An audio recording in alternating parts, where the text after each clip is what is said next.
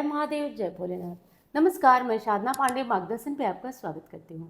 दोस्तों, पितृपक्ष प्रारंभ हो चुका है। 17-18 तारीख से पितृपक्ष प्रारंभ है और ये 2 अक्टूबर तक रहेगा। पितृपक्ष में क्या करें, कैसे करें। दूसरी चीज़, बहुत ज़्यादा जो प्रश्न पूछा जा रहा है कि खाना कैसे बनाएं, कैसे निकालें और अगियारी कैसे करें, ये सभी विशेष बातें आज के वीडियो में होंगी।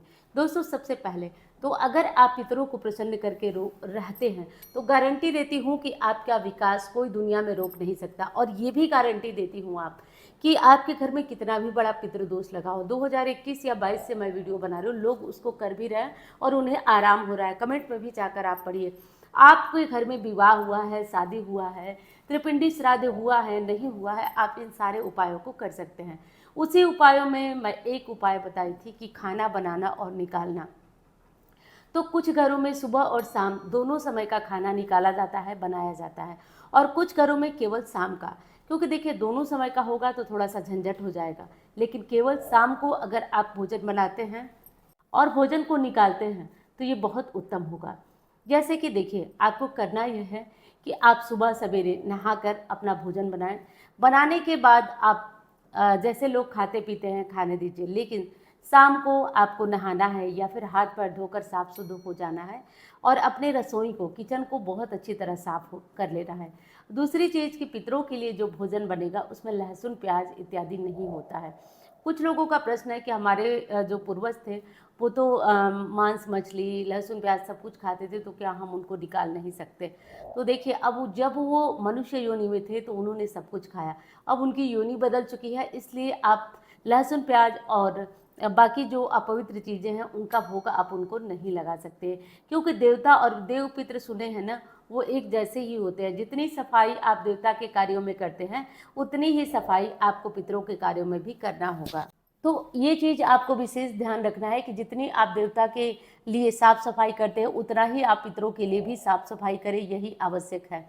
अब अगली बात यह है कि जब पितरों के लिए आप भोजन बना रहे हैं तो आपको भोजन कैसे बनाना चाहिए। तो मैं बता रही हूँ कि जैसे आप साफ़ सुथरा से हो जाए, जैसे देवताओं के लिए रसोई साफ कर ले उस तरीके से साफ कर, और अगर आपको पता हो तो उनकी पसंद का कोई भोजन बनाएं। शाम को उनकी पसंद का भोजन बनाएं और पसंद का भोजन बनाएं। जैसे कि अलग अलग तरीके की चीज़ें बनती हैं, जैसे किसी को सत्तू का पराठा पसंद था, किसी को चने का सब्जी पसंद था, किसी को कुछ अलग अलग, लोगों की अलग अलग पसंद है। तो कोशिश करते हैं कि जो ये 15 दिन का समय होता है ना, इस समय काल के अंदर अच्छी अच्छी चीज़ें, अच्छे अच्छे पकवान बनाकर भोग निकालते हैं।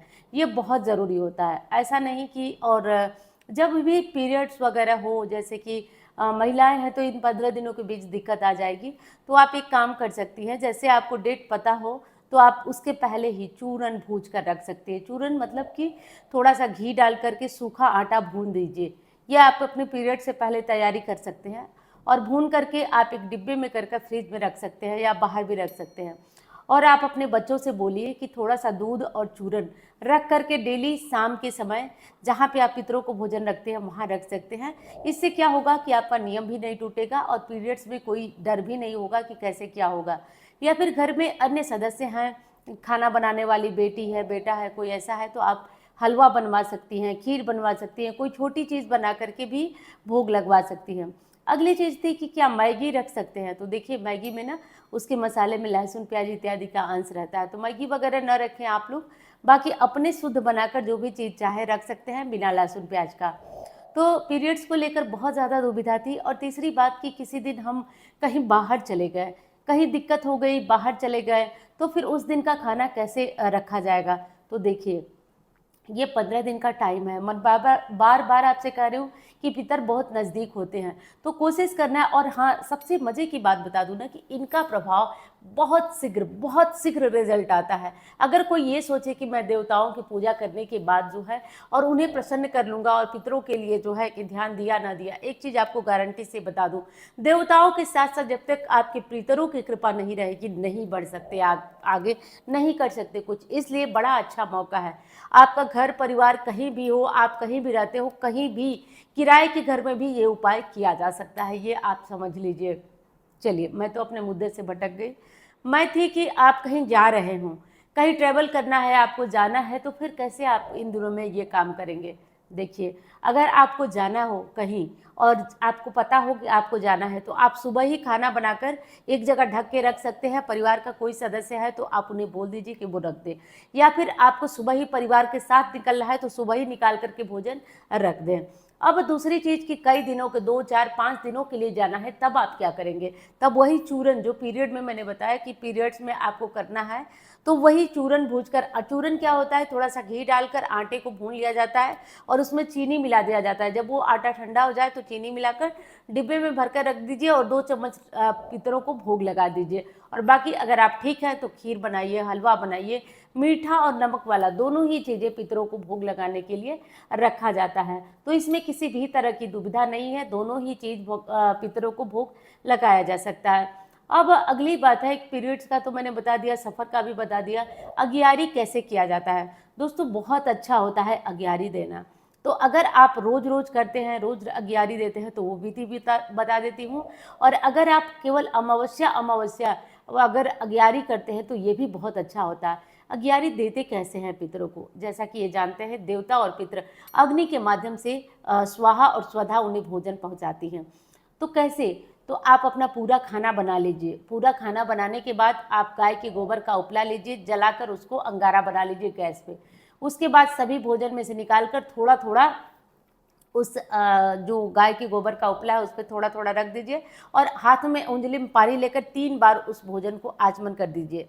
जैसे मान लीजिए पानी लिए 1 बार, पानी लिए 2 बार, 3 बार करके हाथ जोड़ लीजिए कि हे पितृदेव, हमने आपके लिए भोजन निकाला, आप इसे स्वीकार कर लें। जो भूल चूक गलती है आप करके देखिएगा, अगले साल इसका प्रभाव न दिखे तो आप बताइएगा। बहुत चमत्कार ये उपाय है, करके देखिएगा। आगियारी देना तो सबसे ज़्यादा, तो रोज़ भी कर सकते हैं या फिर अमावस्या के दिन भी इस काम को कर सकते हैं। तो ये चीज़ आपको बहुत ज़रूरी है कर लेना। रोज़ भी चाहे तो करिए और चाहे तो आप अमावस्या ही केवल करिए। अब जिन घरों में शादी हुई है उन घरों में क्या कर सकते हैं या नहीं कर सकते हैं? देखिए, शादी हुई है फिर भी मैंने कहा ये छोटे छोटे उपाय किए जा सकते हैं। इसका किसी भी तरह से दोष तो नहीं लगेगा, बल्कि आपको उसका बहुत ही गजब का रिजल्ट आपको 1 साल में ही दिखेगा। क्योंकि 1 साल के लिए आपके पितर दुखी होकर चले जाते हैं तो फिर बहुत नुकसान होता है, बहुत दिक्कत होती है। इसलिए इस सब बातों का, विशेष बातों का आपको अनिवार्य रूप से ध्यान देना है। अब जैसे कि एक बात होती है कि हम पितरों के लिए जो भोजन बना रहे हैं उसमें से कुछ लोग क्या गलती करते हैं कि सुबह या शाम में सबको खाना देते रहते हैं और प्रायः पुरुष वर्ग में कोई एक बड़ा होता है जो खाना खाते टाइम अपने भोजन में से निकाल देता है। तो ये तरीका बिल्कुल गलत है, ये तरीका बिल्कुल गलत है। तरीका ये है कि खाना बनाने के बाद सबसे पहले एक कटोरी में निकाल दिया जाना चाहिए, इसके बाद किसी को भोजन दिया जाना चाहिए। तो कायदे से तो यही तरीका है, इसी तरीके से आपको अपना जो है पितरों के लिए भोजन निकालना है। तो शादी हुई है तब भी कर सकते हैं, सूतक पातक में नहीं किया जा सकता। बाकी आप अगर किसी भी स्थिति में शादी हुई है या कोई दिक्कत है, गया में पिंडदान हो चुका है, तब भी आप इस उपाय को करिए। इससे पितर बहुत प्रसन्न होते हैं और आपके जीवन में तरक्की, खुशहाली, सुख समृद्धि का रास्ता खुलता है। और जैसे कि मैं अगली वीडियो में बता भी चुकी हूँ कि आपको और क्या करना है। पितरों के लिए आप भोजन निकाल करके और सब काम करने के बाद एक काम और कर सकते हैं आप, कि सुबह में कौवे को, कुत्ते को और गौ माता को भी पितृपक्ष में भोजन दीजिए। ये सारे उपाय बहुत अच्छे हैं दोस्तों। वीडियो पसंद आए तो लाइक करिएगा। चैनल को आपने अब तक सब्सक्राइब नहीं किया तो ज़रूर कर लीजिए। और चलिए दोस्तों, अब मैं मिलती हूँ आपसे अन्य वीडियो में। धन्यवाद। हर हर महादेव।